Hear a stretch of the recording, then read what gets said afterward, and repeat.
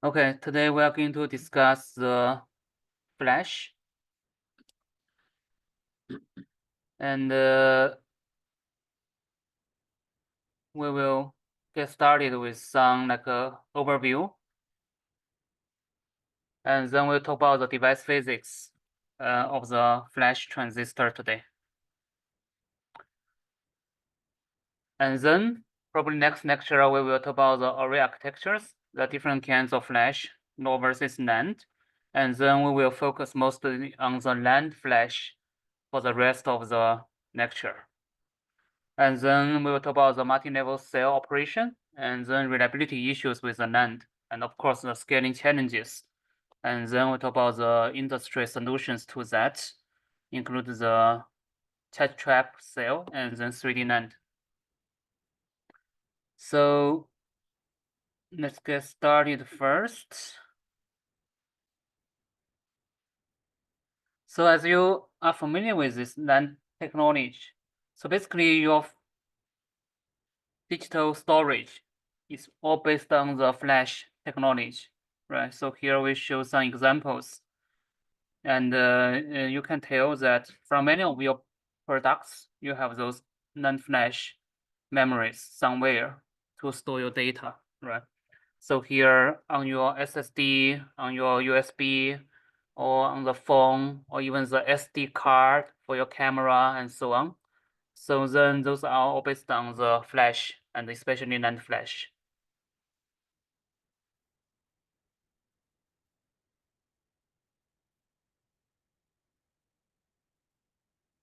So here then the capacity, already reached to like 1 terabyte, right? So for the SSD today. There is a long history of the digital storage. So here when we talk about the storage, it has a little bit different meaning than the memory. So storage means that you can hold the data for a long time. And here we switch to the non-volatile memory. That means when you power off the chip, then your data will stay there for a long time. So that's why it's storage. So here is a brief history of the digital storage. Actually, there are many medium we used to store the data. And if you can classify that into different material or different mechanisms. So here, the first group is based on the magnetic material. And then those are the years when those technologies are were invented. For example, the very first one, magnetic tape. I don't know how many of you have ever used that. When I was a kid, then for those music, then we play from the tape. So then you see that there's a hard disk for the storage, and this was invented in like 1950s, and still we use hard disk today, right? So for many of those archiving and purpose. And then there's also another format, like a floppy disk. I don't know how many of you have ever seen that. Yeah, I used that before, like maybe 20 years or 25 years ago. So it's something, yeah, has a small form factor. So then not too much progress in the magnetic hard disk drive these days. It's still very cheap, but then most of the innovations came from the semiconductor based solutions. That is what we are going to discuss mostly today. But before that, then we still have another mechanism. Before we discuss about this one, then we have another mechanism to store the data. That is through the optical way to read out the data. Still, the data is stored in some hard solid state material. But then when you read out the data, you do not read out electrically, you read out optically. So here you are familiar with that, like the CD, DVD, and so on. And today we have the the high density like Blu-ray, right, for your players. So those are still used today, but not as wide as before, right? And we are not going to discuss optical-based mechanism. So we are going to focus on the semiconductor-based storage. And also, there is a history for that. So the first one was this programmable ROM. First of all, what is ROM? Any idea? ROM instead of RAM, run. Read-only memory. Okay, so still ROM is used today actually for some of those products. If you only write once, you want to hard encode your data, then you use ROM, read-only memory. And it was used today for some key, generation. And then there's a mechanism to do that on chip, like the fuse and anti-fuse mechanism. So basically you break down or you basically make some short circuits of your chip, some like, for example, your contact wire or something. So then you break down the dielectric in between and then make a short circuit. And then you can, encode the data one, for example. So this fuse and anti-fuse, you can start with, open circuit and make it short. You can make it short and then burn it out to make it open circuit. So it's fuse or anti-fuse, basically. So basically, you apply large current on chip, then you break down some small components there, like between two metal wire, you have some like a dielectric, and then you break it down. You can make short circuits that way. So then this ROM and then program ROM, basically you can program it once. And then there's EPROM, okay? So first the ROM, when you erase when you have the PROM, you have to erase the data through like optical way, like you apply like UV lights, okay? So later, people discover a way to do it electrically. So that's why they add this E in front of that, become electrically programmable ROM. So then this is become like a early prototype of the flash memory, basically. So then the flash memory, this term was coined by this Dr. Fuji Mosoka from Toshiba in 1980s. And then the NAND flash cell and NOR flash cell was invented afterwards. And then we have different format of this flash memory, like what we discussed, USB, SD card, SSD in different form factor. But then the basic device components, the flash floating gate transistor, was initially, we'll talk about the history. The concept was patented by Dr. Simon Z. But then the first device commercialized, a commercial device was invented by Toshiba. So I'll talk about the history in the next few slides a little bit. But before that, if you compare your SSD versus hard disk drive HDD, then you can notice some differences, right?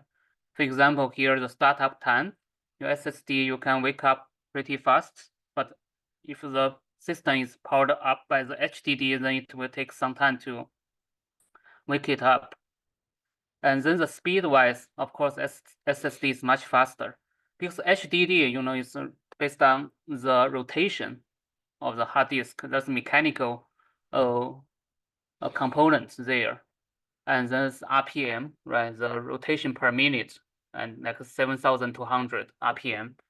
And then there's a reader head to, locate to the certain track, and then, read that particular data point.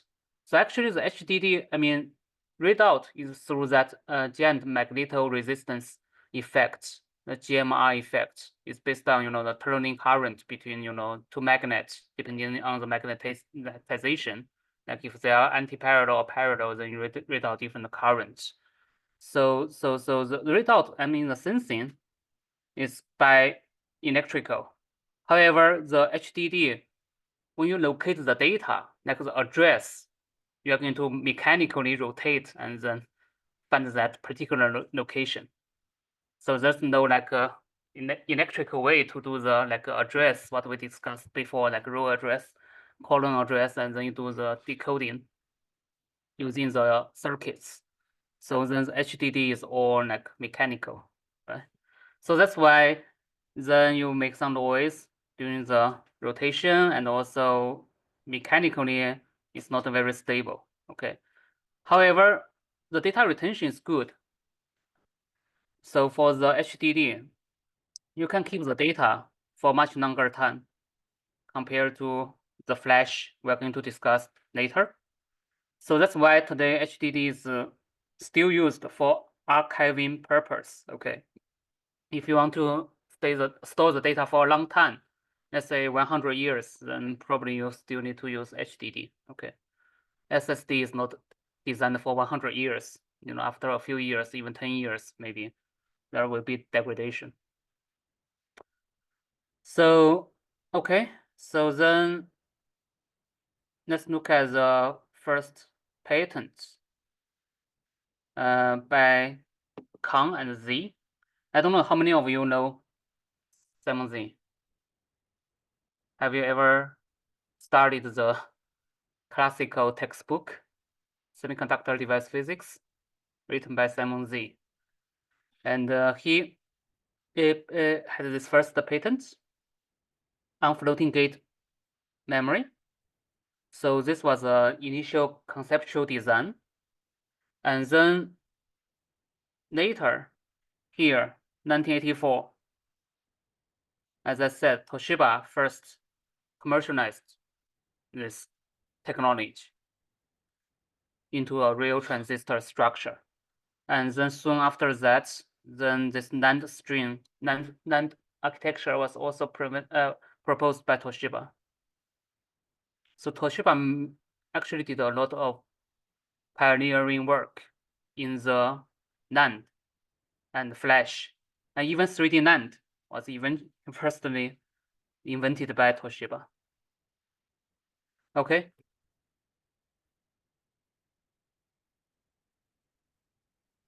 So here, this is from 1986, the first device, to 2011, more than 20 years, actually now it's already more than 40 years of the NAND flash, but here we only show the scaling for the first 25 years or so.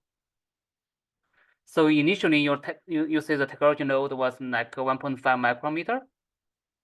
So here, this is really correlated to the feature size of that half pitch. And then in 2011, it's about 20 nanometer. So the scaling works for the flash memory technology as well. And then here, we show the transition around 2015 from the 2D scanning to the 3D NAND integration. So here, this is the capacity of the NAND flash chip, right? So in 2015, one die give you 128 gigabits. And it's 1Z nanometer, the third generation of the sub 20 nanometer technology node. Then after that, then the industry switched to the 3D NAND. We'll talk about that at the end of the flash lecture.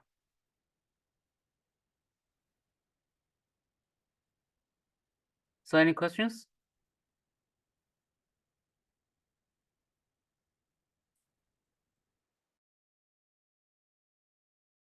Let's look at the applications of the flash, especially the NAND flash. So here, this was actually a few years back. When you look at the applications at that time, so half of the NAND flash devices are used for the SSD. Okay, this is because the booming of your laptop, and also especially actually not the laptop, the data center. So data center, at that time start equipping their storage with the SSD instead of the HDD about 10 years ago. So then that's huge demand for the SSD that drives the growth of this NAND flash technology. And then of course you have your smartphone, and then the tablets, and then of course there's some this SD card and all kinds of cards, right? So then this is basically the landscape of the flash memories application. And then if you look at the SSD, actually there are two I/O interfaces used for the NAND flash. One is the NVMe, one is the SATA. So SATA actually is compatible with the HDD interface. So you still insert that to your motherboard. And then this is back compatible with HDD. So basically you can treat the SSD, if it's in the SATA interface, it will behave similarly as HDD from the host processor's point of view. It looks similar. That also limits the bandwidth to only like 600 megabytes per second. But then for today's more advanced NVMe interface, this is widely used for your phone, tablets, and so on. So if you don't worry about the back compatibility with the HDD, then this is through the PCIe interface or PCIe channel, and then it can provide up to 7,000, basically 7 gigabytes per second. So it's much faster.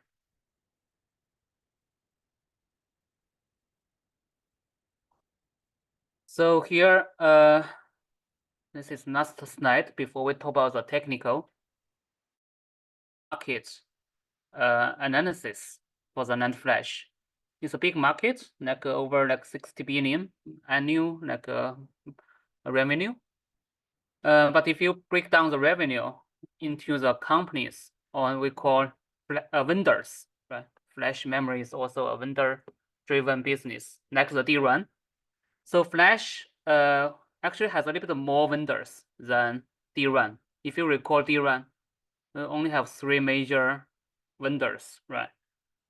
Samsung, SK, Hynix, and Micron. Okay. And of course, those 3 also provide NAND flash. But beyond those 3, so here, of course, here Samsung still dominates, and then SK Hynix, and then Micron. Okay. So here, then besides those 3, there's Kioxia, previously known as Toshiba or Toshiba Memory.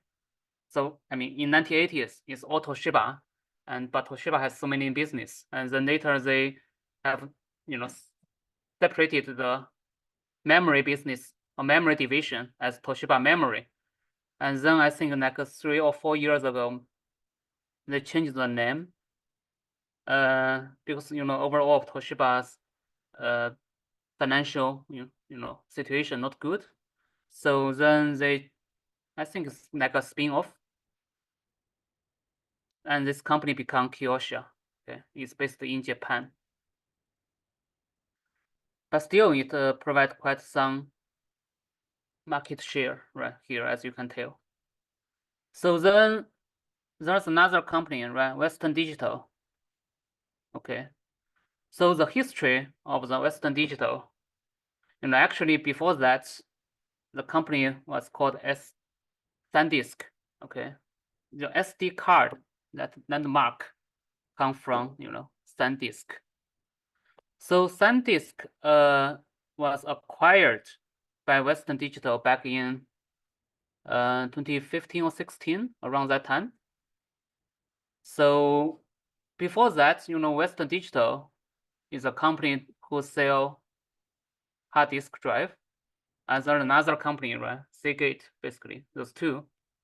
But then Western Digital made a good move to jump into this SSD business, right? That's why they acquired SanDisk. But I heard the rumor, maybe it's not a rumor, you can check on the newspaper maybe. So Western Digital decided, I think this year, or maybe by end of this year, they will split again. So I don't know why, but yeah, they want to separate the hard disk drive and then the SSD business. So that's Western Digital. And then the last one here, Intel, okay. Intel used to have the NAND flash technology until recently. I think like 2 or 3 years ago, Intel decided sell all the long processor business, including this NAND flash. So then SK Hynix acquired Intel's NAND flash division, okay. And then they formed a new company called Solidan.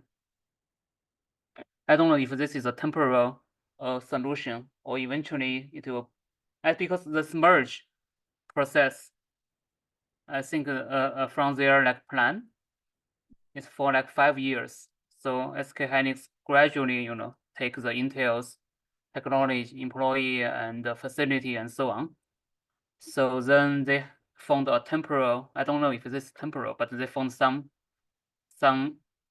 company called this name to do this merge, okay.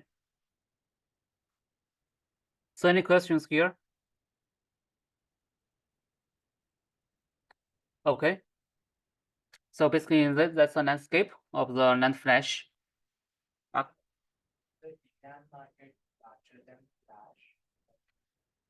Historically, yes, DRAM market a little bit larger, like maybe 10%, 10% larger than the NAND flash. But I think in the last year or so, the DRAM business really, start, skyrocketing, right? Because of the HBM and the AI, GPU, blah, blah. So then the DRAM business, I think DRAM revenue will be significantly higher than the NAND flash in these two years. Basically, I met some senior people from Western Digital. They're having a hard time financially. Basically, they are jealous with, by Micron, SK, and Samsung, because all those 3 companies have DRAM business, but Western Digital do not have that. So they say they are crying, basically, because they do not get any, this big cake by AI, they didn't get much, because the NAND flash is still a little bit far away from that AI. Of course, this is still needed, right, for the entire system, but then it's farther away from the GPU, basically. Okay. So then let's talk about some technical stuff, okay? Device physics, floating gate transistor. So the first form of this flash technology is based on the floating gate transistor. So here, if you compare the conventional MOSFET on the left versus the floating gate transistor, the major difference is that in the floating gate transistor, we have additional gate here, okay, in the gate stack. You have 2 oxide, and then you have here oxide, and in between those 2 oxide, you insert some floating gates. And in this particular case, this material is polysilicon. Because in the old days, you know, even for the MOSFET, right, the gate is polysilicon. So you insert polysilicon as the floating gate, and control gate is also polysilicon. So here then the storage mechanism is based on the charge, in this case, electrons, stored in the floating gate or not. If you have the electrons in the floating gate, then we call this is a program state. And then this represents the data 0. And then if you remove those electrons here, then this is called erased state. And then this represents the data 1. So basically the storage is based on the electron in the floating gates. And then in the IDVG curve, so by the way, so here this G is VCG, the control gate, because you apply the gate. Sorry, you apply the voltage to the control gate. For the floating gate, there is no direct access. So you can only apply VCG to the control gate or the source and drain voltage, Vs and Vd. And then here, if you show the IDS, which is the drain current, as a function of the VCG, then this is the IDVG characteristic for the erased states and program states. So here you see there's a shift by the threshold voltage, VTH. There is a delta V by the threshold voltage. So then the question I have here for you, why is the program state here you have higher threshold voltage? Any idea? Any simple explanation? Any simple idea?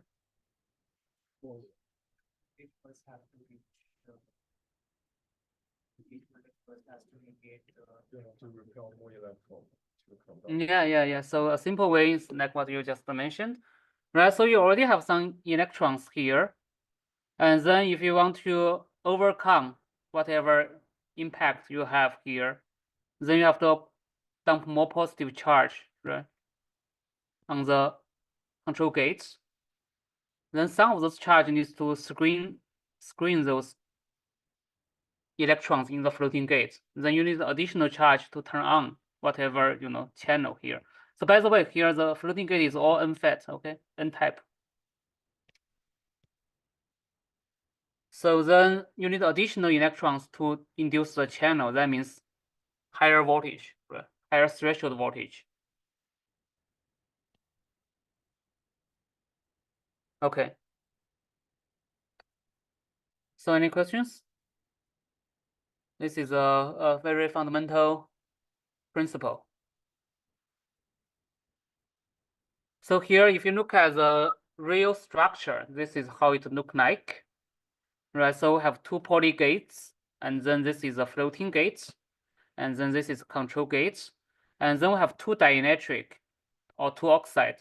So here, from the poly, let's say from the floating gate to the channel, for this one, we call it ternal oxide. Okay, this one we call ternal oxide.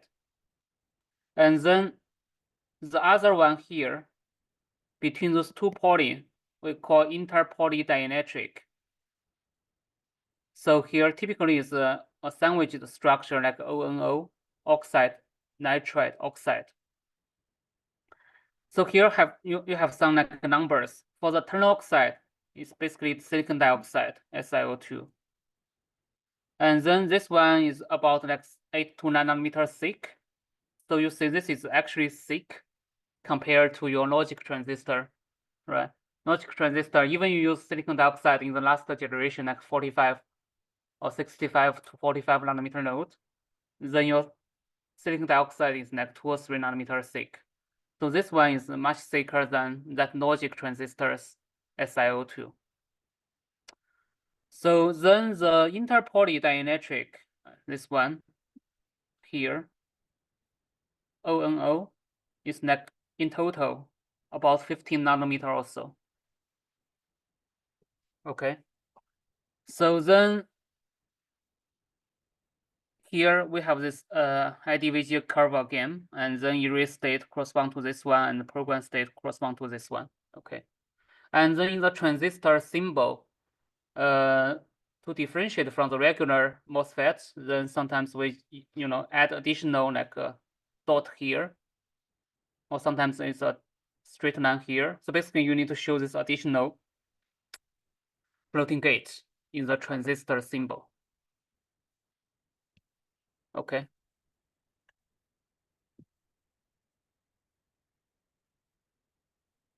So here we are going to derive some equations. So please pay attention.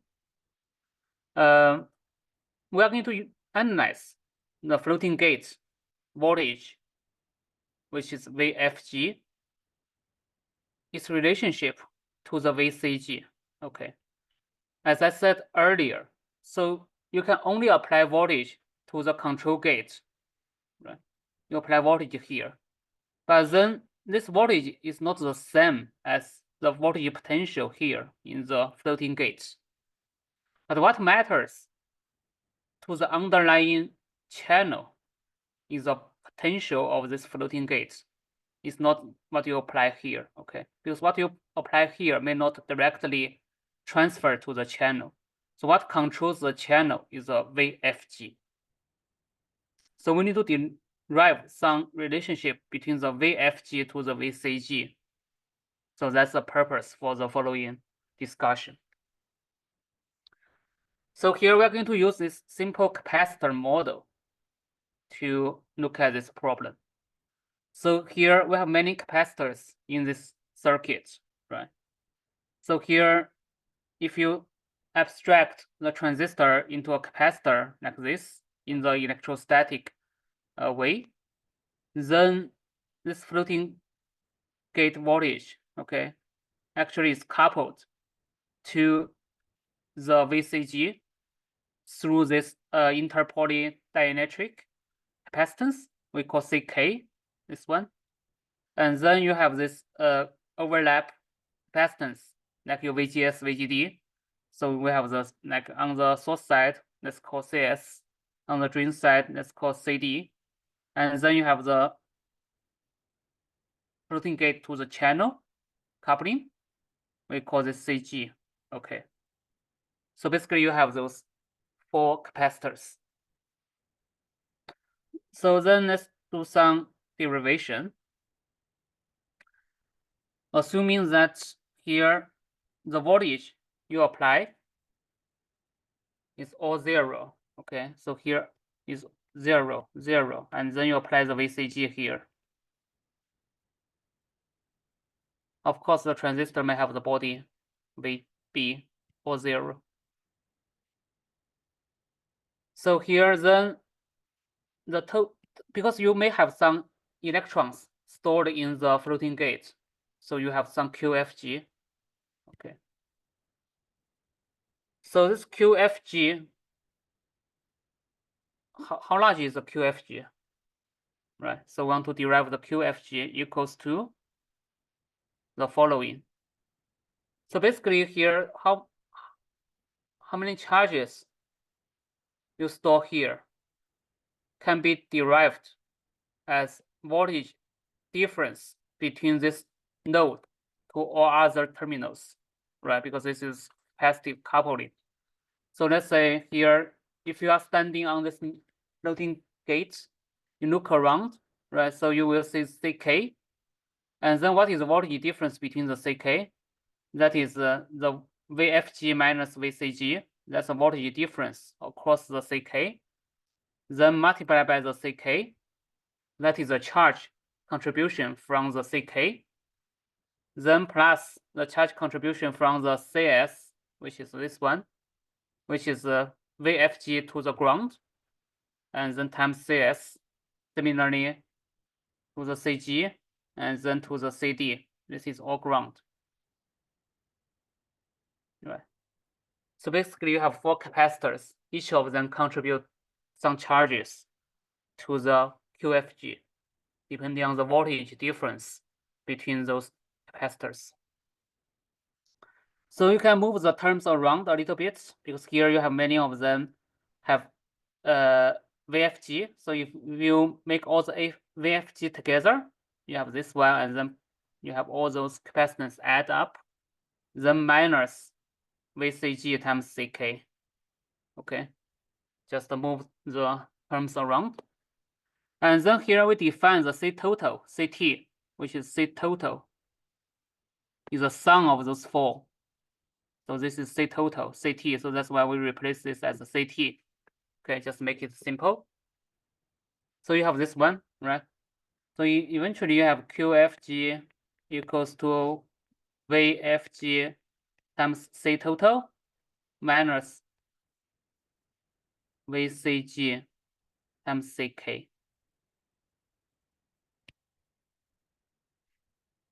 So you can back calculate what is VFG right here. You move the terms around. So VFG, then if you move the terms around, then will be, let's you move this to the other side, and then you get this equation. I'll skip this simple derivation, right? So essentially, this is when you store the charge. This is when QFG is non-zero.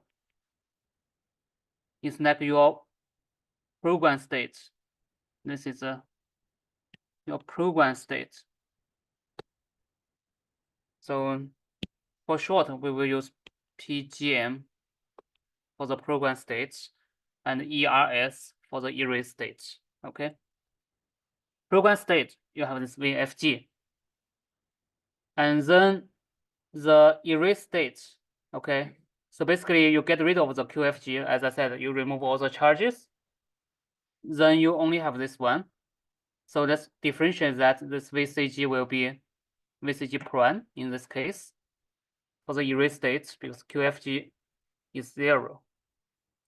So you have these two, right? And then you can look at the difference between those two because you are going to apply different VCG in those two. So then the delta VT is a shift of the VCG you apply.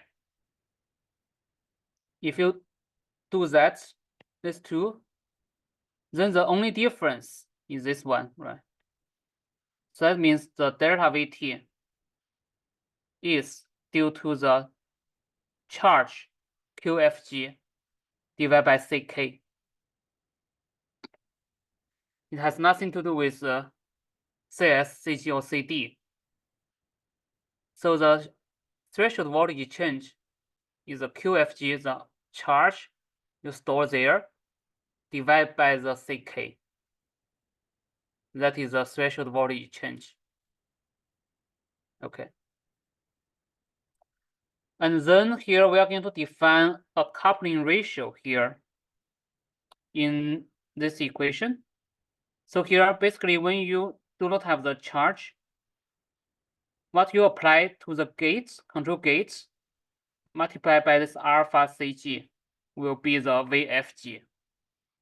So in other words, here, this alpha CG is CK over CT. The CK, this one, divided by the total capacitance, CT.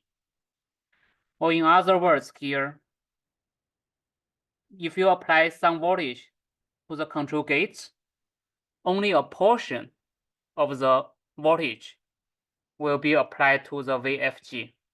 And then that portion, that coupling ratio, that percentage is this alpha CG, because here only part of that is applied to the VFG. So any questions here?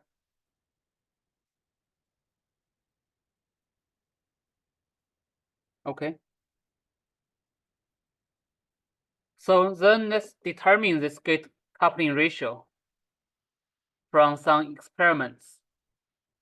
So here, if you want to do that experimentally, you need to fabricate your flash floating gate transistor and then a dummy transistor, which means a conventional MOSFET without floating gate. You have the same dimension, but the only difference is that is that you do not have that floating gate. You have the regular MOSFET with the same dimension. Okay, so basically you fabricate something without, let's say you basically do not have a CK, and then this floating gate becomes the control gate, or let's say you just have regular MOSFET. Okay, so that is your dummy. So if you do that, then if you measure the IDVG, and then you will get this coupling ratio.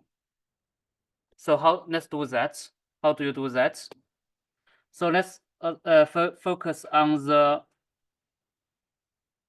let's say we first we have to assume the drain voltage is small. So let's assume the drain voltage is small. So it's like in your linear region, your drain voltage is small. So in this case, we are going to apply this 0.1 volts small. That means solid line. So we are looking at those two solid lines here. One is this line. This is from your flash, and then the other one is this one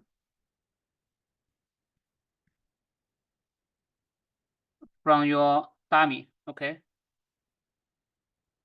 the IDVG, of course, in the log scale, the drain current in the log scale. So here, if you look at this equation number 3, so basically we said that if you apply some delta CG on your control gates, then you will also change the floating gate voltage by a certain amount, let's say delta VFG, through this coupling ratio. Only a portion of that is reflected on your floating gates. So we want to determine this coupling ratio. So here for the dummy cell, because you do not have the floating gate, so your delta VFG actually is the same as what you applied, because the control gate is the same as the floating gate. Okay. So then the alpha CG is simply, you see here from the equation 6, alpha CG is delta VCG divided by delta VFG.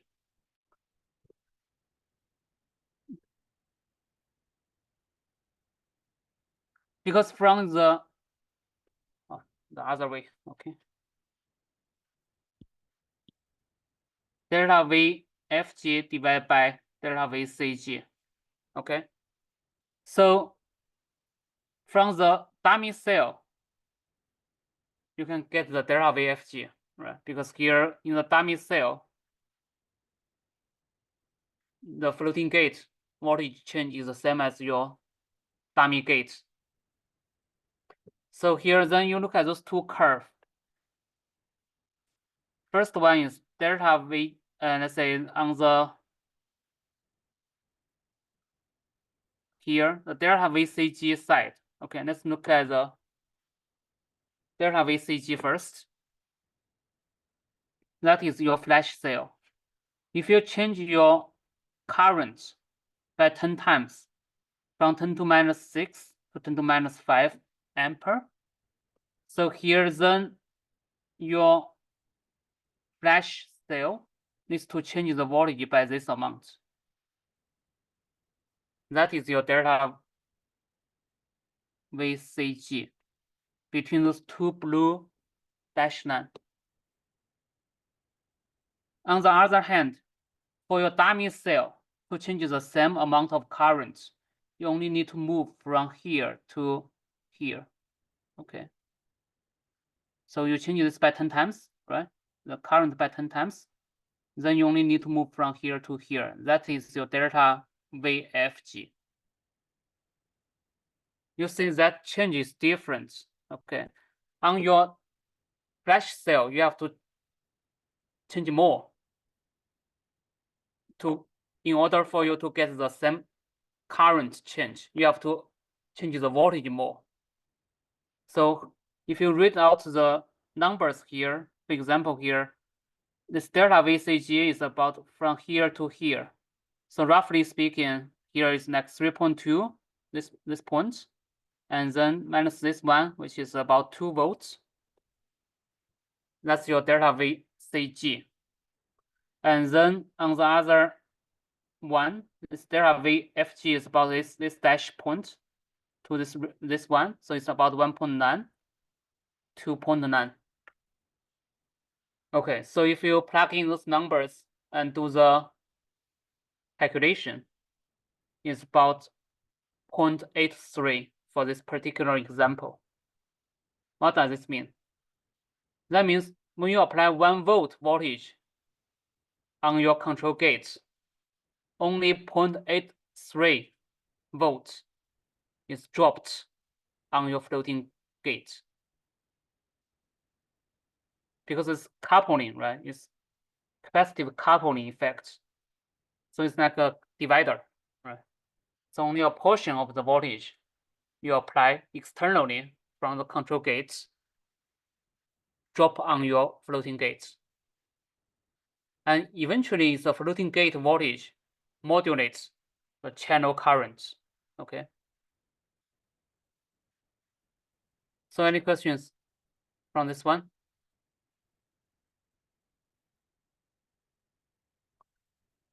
So this is a gate coupling ratio. So here there's assumption the drain voltage is small.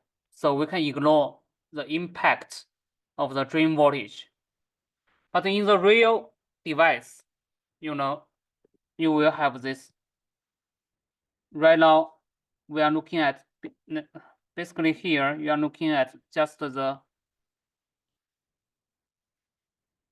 control gate to the floating gate, and then you have the VCG and VFG. Because the drain voltage is small, so you ignore this CD. And then CS, this is always, I mean, the source is always grounded, right, for the NMOS. So this one is ignored. And here, this one is also ignored because the drain voltage is small, okay? But in the real case, you may also have the drain voltage.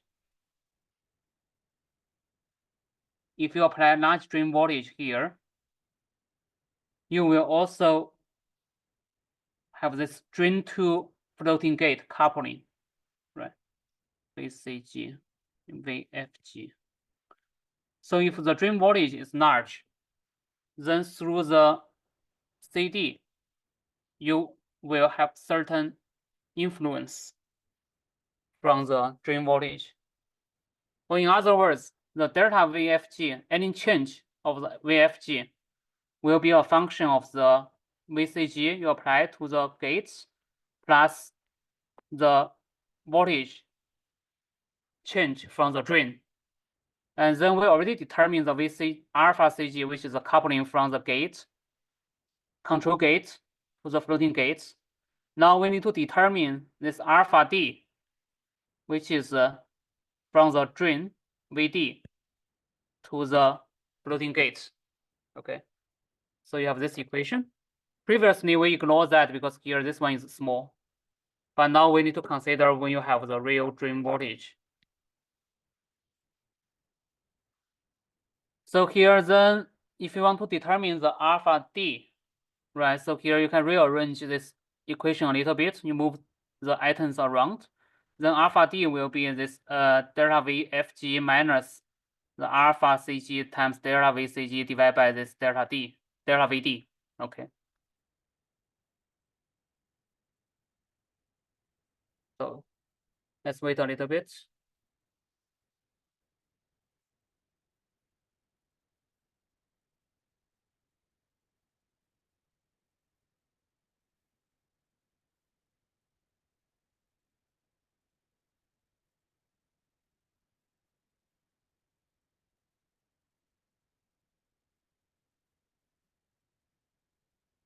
So basically the floating gate voltage, because it's floating, right? The lamp, it's floating.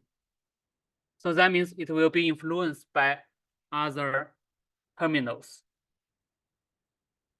So here you apply voltage to the VCG, you apply voltage to the drain, then you will have the influence for the floating gate. We have to wait a little bit. This projector needs some time to warm up.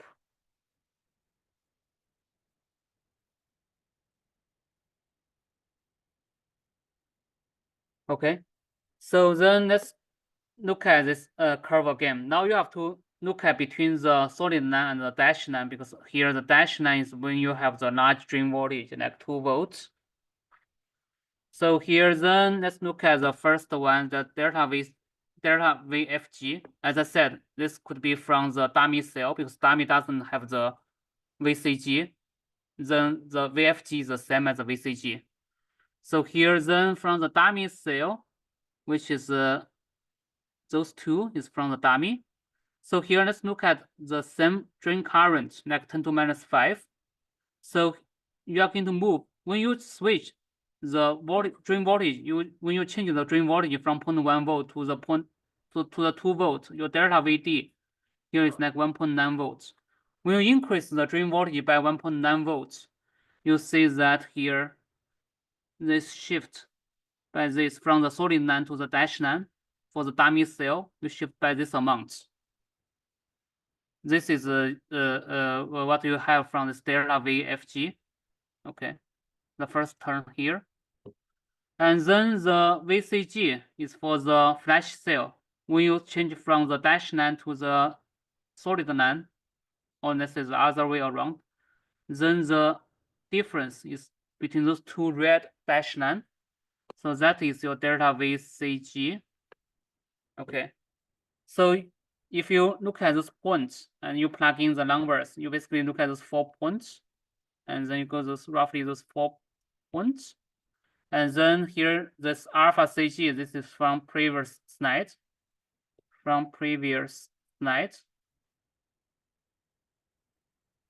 And then here, this is your delta VD, which is 2 minus 0.1, which is 1.9. So when you plug in the numbers, you will get about like 0.12. So that means the drain voltage will also change the floating gate voltage potential. But then relatively speaking, this is weaker. Of course, this will be weaker than the control gate because ideally, as I said before, the MOSFET structure should be a gate control device instead of a drain control device, right? Ideally, you want the whatever change in the channel potential. In this case, the floating gate potential is controlled or dominated by the gate, in this case, control gates, instead of your drain voltage. Okay. So any questions?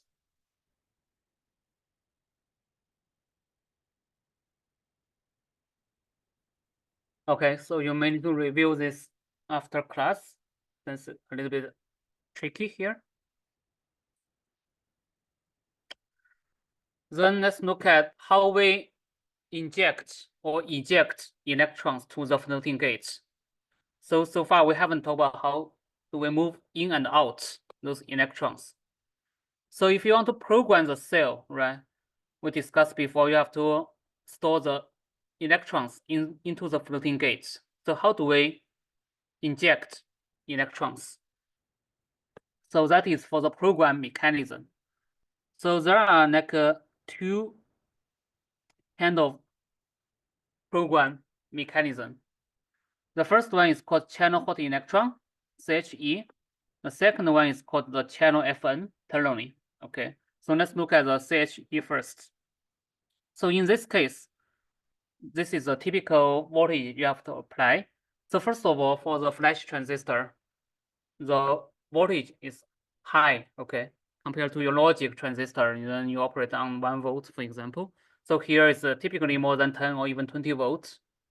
So here for the CHE, then the VCG, for example, 12 volts to the control gates, and then the drain voltage, 5 volts, and then you ground the source. So in this case, you have large current flow, right? You have large current flow, or in other words, the electrons will move from the source to the drain, right? Electrons will move from the source to the drain. You have many of those and some of them will have certain probability to jump over this barrier into the floating gate. We'll talk about this in more details in the later slides. But basically, this rely on the large string currents, and some of the currents, will redirect towards the floating gate. So you can get some electrons into the floating gates. This is called channel hot electron. The reason is that this electron needs to become hot to jump over thermally by this SiO2 energy barrier. So then this is the CHE, and this is widely used for example, the NOR flash, widely use this mechanism. And then the second mechanism is the channel FN tunneling. So basically, you even further increase the voltage, let's say 20 volts. Now the electrons in the channel will have certain probability to tunnel through this tunnel oxide. And this is through the FN tunneling. We'll talk about that in the next slide. So this is like directly, you have electrons jump from the channel to the floating gate through the quantum tunneling. And in this case, is the FN tunneling. And then the erase mechanism, how do you remove electrons? So there's also source FN tunneling and channel FN tunneling. So in the source FN tunneling, then we have to reverse the voltage. So the control gate now is ground, and then we apply large voltage, like 15 volts to the source. So due to this overlap, then the electrons will have certain probability to tunnel through. Okay, because electrons always, go to higher voltage potential, right? Similarly for the channel FN, so either you apply like negative 20 volts to the control gates, or what you can do is to ground this one and then apply 20 volts to the substrate, to the body. Then it's the same thing, right? So here you will have electrons turn out through the FN mechanism. So it's all quantum mechanics here, because electrons, when they see us, this one is not quantum, this one is thermal. We'll talk about that. And then this one is quantum.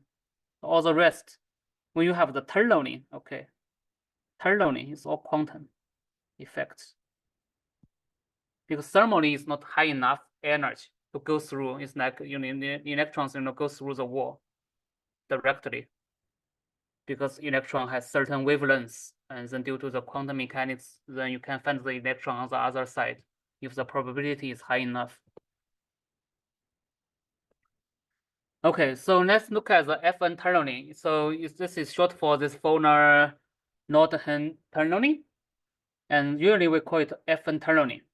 So what you have here is, okay, when you have the, for example here, this is for the tunnel out from your floating gate to the channel. This is a band diagram. So you have SiO2 as a tunnel oxide, and then the SiO2, the band gap is about 9 electron volts, and then here the offset to the conduction band is about 3.1 eV, electron volts. So electrons in the floating gate here, when you apply the large voltage in the substrate, that's the last case, this one, like positive 20 volts to the substrate. So you're going to push down the band, right? All the positive voltage is going to push down the band. So then this SiO2 barrier is bent like this, okay? So the electrons will see a triangular barrier. So here this barrier will be a triangular barrier. So electrons will not have enough thermal energy to jump over, but the electrons will see a very thin triangular barrier. And then if you run the quantum mechanics, there will be certain probability for that tunneling. So the FN tunneling is specific to a case when the tunnel barrier is a triangular shape. Okay. So here, then there's an equation for this tunneling current for through a triangular barrier. So the current density is proportional to here the field, this EOX, that is the electrical field across this. Essentially, is a slope, right? In the Venn diagram, the slope is a field. The more bent, that means the slope is steeper. That means large field. So it's proportional to the EOX, the field square, and then exponential, and then it's beta over EOX again. And then this coefficient alpha, beta, depend on those quantum mechanical parameters, like the h bar, and also the effective mass, and so on. So here, I would say that the reason here we talk about the electrons instead of holes, you can tell from the barrier height. So here, this is the electron barrier height. Similarly, actually, holes could turn through here, actually, right? But then this barrier height for the hole will be higher. So here you see the hole is 3.8 eV, this one, compared to the electron here. And then this is very sensitive to the barrier height, and it's all exponential.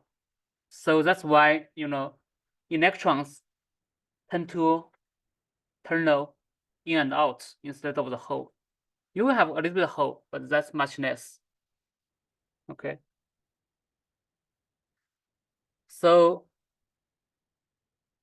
if you look at this equation, okay, actually you can experimentally measure this.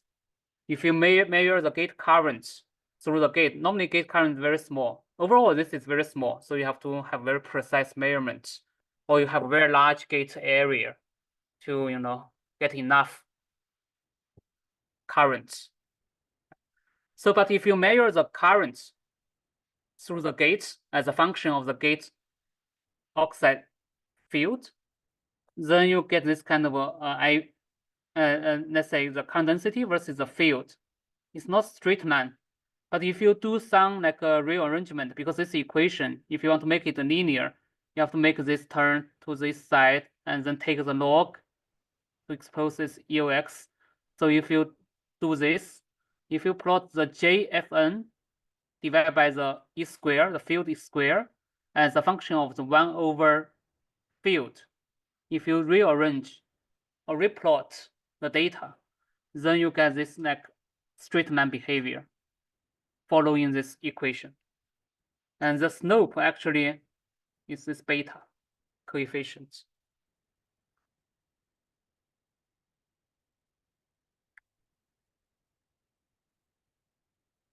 So any questions here? You said like what was M0 there? M0 is the, I think is without the, it's a free electrons. It's not in the effective, in the solid, the standard one. But with the mass, the electrons in the solid actually is different from the electrons in the free space. So then the effective mass will be smaller than that due to the periodic potential by the lattice structure. We don't want to get into the solid state physics there, but yeah. Zero will be higher than M star. In general, yes.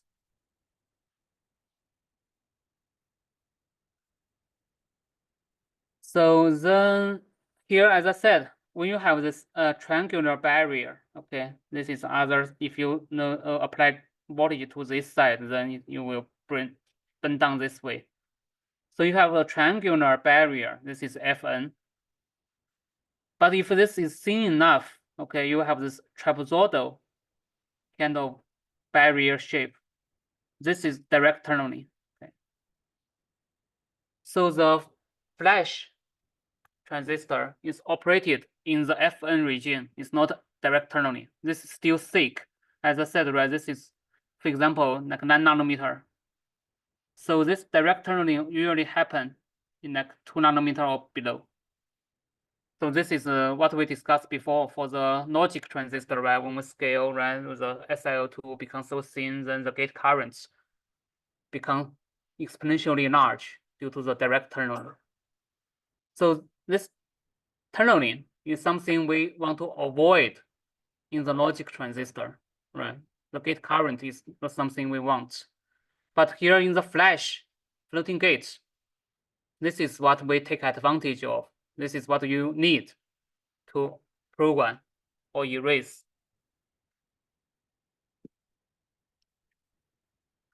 So here, if you look at the requirement for this ternal oxide, actually it has, because these electrons go through this ternal oxide due to quantum mechanics.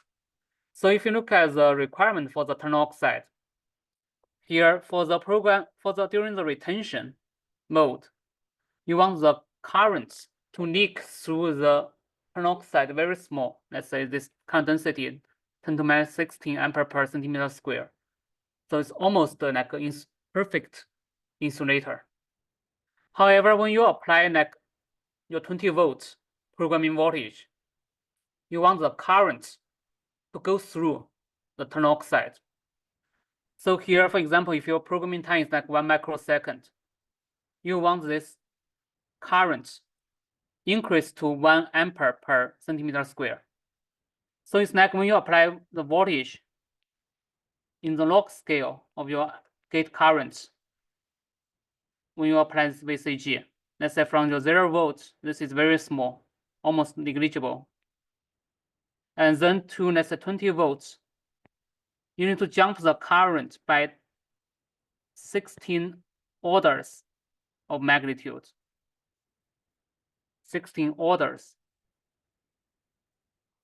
But actually, how many electrons do you inject? You can do some simple estimation here. If the current density is like this, if you get area, like W times L, like 40 times 40 nanometer, and then multiply by the time, right? Then this is the current times the time.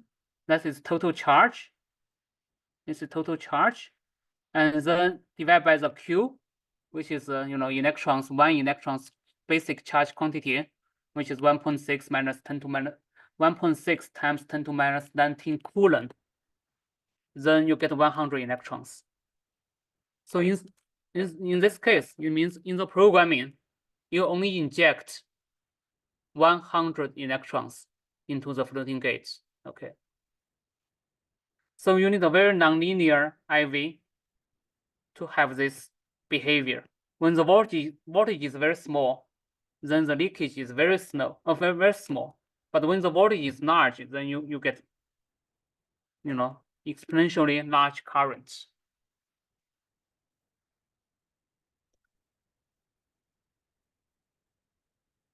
Okay, so then let's finish this. Okay, channel hot electrons. This is another mechanism, as I said earlier. So this one relies on large drain current. The drain current needs to be large. In this case, you have large drain current. So many electrons, will be accelerated along the channel due to the large drain voltage. So they get enough kinetic energy. That means they become hot, okay, from the temperature perspective. So this hot electrons this is from the AA direction, which is from along the channel. But from the BB direction, which is the MOS, from the gate to channel direction, this is a band diagram, right? So from the channel, the electrons will get accelerated due to the drain voltage, and then they get enough kinetic energy, okay? So that means these electrons will be above the conduction band edge. So this height is the kinetic energy, Ke, become hot. So from the BB direction, from this direction, so then this electrons with this Ke, kinetic energy, could be higher than this barrier of the oxide, right? So they can thermally jump over to the floating gates. So we call those lucky electrons, because very small portion, because here you have many electrons. Some of them will get enough kinetic energy to jump over. Actually, a small portion of them will get enough energy. So this is called a lucky electron effect. So here you can measure this, okay, experimentally by applying what we just said, large gate voltage and drain voltage together. So you can measure the gate current. This is IDVG and typically IDVG. But then this is IDVG, what we usually measure. But if you measure IGVG, this is what you get, okay, on the right-hand side, those curves. So you see that when you ramp up the VG, then the gate current also increase, and with large drain current here. But still, this is much less than what the drain current you apply, right? So here, this is in the log scale. So this is much lower than the drain current. Or in other words, the programming efficiency is very low. For example, here, the drain current is like 2 milliamp, 2 times 10 to minus 3 amp, which is here. And then this is your drain current ID. And then the gate voltage, gate current is this one. So you say, let's say 5 times 10 to minus 11. Oh, actually this one, we are looking at this one. Okay. So let me show you those two. So you are running the drain current like 2 milliamp, but only like 50 picoamp current measured from the gate. That means this efficiency is very low, right? Only 50 picoamp current out of 2 milliamp currents go to the gate. So this programming efficiency is very low. And also the gate current is higher than the FN tunneling. FN tunneling, the current is even lower than picoamp. But in the FN tunneling, 100% programming efficiency, because all the electrons go vertically, right? So in this case, many electrons go horizontally, but a small portion will go to the gates. Okay, so the last slide before we end today. How do we address this issue? Because this programming efficiency is so low.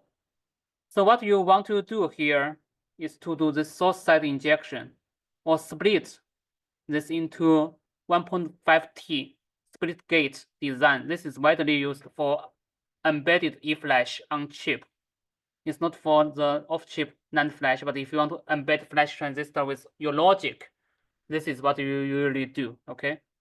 So then what you want is, firstly, you want to have electrons move horizontally by large drain voltage. But then when they reach the drain, you want to divert many of them to the vertical side, vertical direction. So what you do is to have this kind of control gate and floating gates this way. So initially, you want to accelerate most of the electrons horizontally. And then when we reach here, then you want to divert them to this vertical direction. So you get more of them, or better efficiency in terms of the injection. So you can look at the electric field vertically and laterally along this channel direction. So you notice that the lateral field in this structure reach the maximum when it reach here, and then the vertical field will also increase once the electrons reach here. So then that maximizes the efficiency of the injection by this split gate design. Okay. All right, so I think that's for today. Thank you.